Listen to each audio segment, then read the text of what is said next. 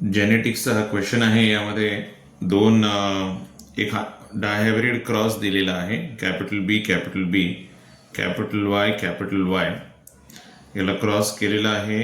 Small बी small बी, small Y हा एक typical डायहायब्रिड cross आहे. इफ यू कॅन सी, अशा प्रकारचे प्रॉब्लेम्स खूप सारे आता यायला लागलेले आहेत नीटमध्ये. सॉल्व कसं करायचं, याच्यात एक ट्विस्ट अशी आहे की दोन जीन बद्दल हे बोलत आहे. एक तर बी जीन आहे आणि आपल्याला एक वाय जीन आहे. बी जीन स्टार्च सिंथेसिसशी रिलेटेड आहे आणि वाय जीन जे आहे सीड कलरशी रिलेटेड आहे. याचा क्रॉस हा टिपिकल क्रॉस असणार आहे.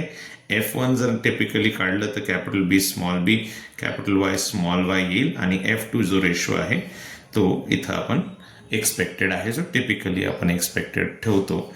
थोडंसं ट्विस्ट असणार आहे कारण जे बी जीन आहे ते इनकम्प्लीट डॉमिनन्स दाखवते आहे, त्यामुळे हे ड्रॉ करत बसायचं नाही, पुनेट स्क्वेअर वगैरे काढत बसायचं नाही. It will take lot of time. सरळ सरळ ऑप्शन्स बघा, ऑप्शन्समध्ये राईट आणि रॉंग तुम्हाला लगेच कळून जाईल. तर यामध्ये फर्स्ट जर ऑप्शन पाहिलं तर 25% of progeny will be having wrinkled yellow seed म्हणे. आता रिंकल्ड येलो सीडचं जर 25% काढायचं झालं, रिंकल्ड येलो म्हणजे हे बेसिकली आपलं नॉर्मल डायहायब्रिड क्रॉस आहे. याच्यामध्ये कसलंही इनकम्प्लीट डॉमिनन्स नाहीये.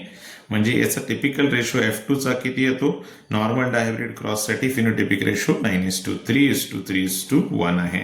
सपोज आपण ह्याला रिंकल्ड येलो पकडलं, ह्याला किंवा ह्याला पकडू शकतो, रिंकल्ड येलो पकडलं तर काय होईल? 3/16 असा रेशो होईल. आणि याला जर आपण पर्सेंटेज टर्म्समध्ये काढलं, रफली अराउंड हे 18% येईल. म्हणजे it is not 25% for sure. दुसरं ऑप्शन पहा, 12.5% of the seeds would be round green with intermediate size starch green आहे म्हणे. आता आपल्याला माहित आहे की हे इनकम्प्लीट डॉमिनन्सचं एक्झाम्पल आहे. इनकम्प्लीट डॉमिनन्समध्ये काय होतं की तुम्हाला जो रेशो, फिनोटिपिक रेशो जो F2चा आहे तो टिपिकल 3:1 ऐवजी 1:2:1 येतं. म्हणजे जिनोटिपिक फिनोटिपिक दोन्ही रेशो 1:2:1 असतात. आणि तुम्ही जर ह्याला जर विचार केला तर या रेशोमध्ये तुम्हाला कॅपिटल बी कॅपिटल बी कॅपिटल बी स्मॉल बी आणि स्मॉल बीचा हा जिनोटिपिक रेशो तुम्ही पाहताय. याच्यामध्ये तुम्हाला इंटरमिडिएट साईज जर मिळायची असेल तर ह्याच्यापासून इंटरमिडिएट साईज आपल्याला पाहायला मिळते इनकम्प्लीट डॉमिनन्समध्ये. तर ह्याचा जर रेशो काढायचा असेल तर 2/4 येतो. 2/4 म्हणजेच 1/2 ह्याचा रेशो येतो इंटरमिडिएट ग्रीन साईजचा. तर सोबत काय दिले ऑप्शनमध्ये की राऊंड ग्रीन, म्हणजे राऊंड ग्रीन जे आहे.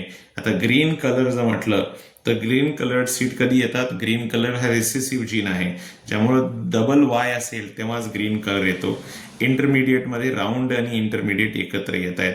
Green colour Y small Y recessive express होतो जेव्हा तो होमोझायगस असेल तेव्हाच एक्सप्रेस होतो. आता वाय जीनचं जर टिपिकल आपण हे पाहिलं तर हा वाय जीनचं सेपरेट जर आपण एक्सप्रेशन पाहिलं तर हा तुम्हाला टिपिकली जो सिम्पली वायचं जर पाहिलं आपण तर हा टिपिकली तुम्हाला हे 3:1 रेशोमध्ये येतं. 3:1 रेशो जर आपण सिंगल मोनोहायब्रिड क्रॉसचा जर फक्त ह्या जीनचा पाहिला तर 3:1 येतं. 1 म्हणजेच तुमचा हा रेसेसिव्ह आहे, म्हणजे 4पैकी 1 आहे. सो आपल्याला ह्या दोन्ही कॉम्बिनेशन दिलेले आहेत. प्रोडक्ट रूल वापरू आपण. आपल्याला राऊंड, इंटरमिडिएट आणि ग्रीन असे हे कॉम्बिनेशन दिलेलं आहे. 1/2 ला आपण 1/4 न मल्टिप्लाय केलं तर रेशो विल बी 1/8. याला जर पर्सेंटेज टर्म्समध्ये काढलं तर हे 12.5% येतं. हे तुम्ही पाहू शकता, 12.5% येतं. So second option is correct. Third option जर तुम्ही पाहिलात तर त्याच्यामध्ये फिनोटिपिक रेशो दिलेला आहे 3:5:1:4:2:1. अशा वेळेस पूर्ण चेकर बॉक्स काढण्याची गरज नाही. तुम्हाला 2 ऑप्शन्स दिलेले आहेत. एक तर वाय जीन आहे. वाय जीनचं जे फिनोटिपिक रेशो असतं मोनोहायब्रिडचं 3:1 आहे आणि बी जीनचं जे इंटरमिडिएट हे इनकम्प्लीट डॉमिनन्स देतं त्याचं 1:2:1 हे असतं. सरळ सरळ आपल्याला 3:6:3:1:2:1 येतं. हा जिनोटिपिक रेशो येतो, हा तुमचा फिनोटिपिक रेशो येतो. आय एम सॉरी, तर फिनोटिपिक रेशो हा येतोय, इथं 3:5 दिले. So it is again wrong. Just to make sure की आपण जे करतोय ते बरोबर करतोय. फोर्थ ऑप्शन आहे 35% of the progeny of F2 generation will be having more than 2 dominant alleles. अशा टाईपचे क्वेश्चन्स, अशा वेळेस तुम्हाला तो जो बॉक्स आहे, जो पुनेट स्क्वेअर आहे, जो टिपिकल डायब्रिडचा, तो लक्षात ठेवायला पाहिजे. आता याच्यात 2 कसे आहे, डॉमिनंट आलेले असलेले तुम्हाला जिनोटाइप्स पाहायचे आहेत. ॲटलिस्ट मोर दॅन 2 म्हणजे कॅपिटल बी कॅपिटल बी कॅपिटल बी कॅपिटल वाय एक येऊ शकतं, कॅपिटल बी कॅपिटल वाय स्मॉल वाय एक येऊ शकतं, कॅपिटल बी स्मॉल बी कॅपिटल वाय येऊ शकतं. तुम्हाला माहित आहे की हा जो रेशो आहे तो 16 पैकी फक्त एकदाच येतो. ठीक आहे ना. हा जो रेशो आहे कॅपिटल बी कॅपिटल वाय स्मॉल वाय, हा रेशो आहे तो 2दा येतो त्या चेकर बॉक्समध्ये. आणि हा जो आहे तो सुद्धा 2दा येतो, म्हणजे 16 पैकी 2दा आपण असं पाहिलेलं आहे.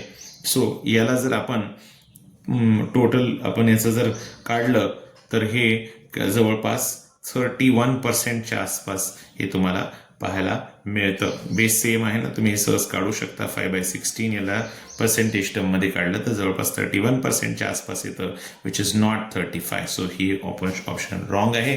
So the right answer should be 12.5%.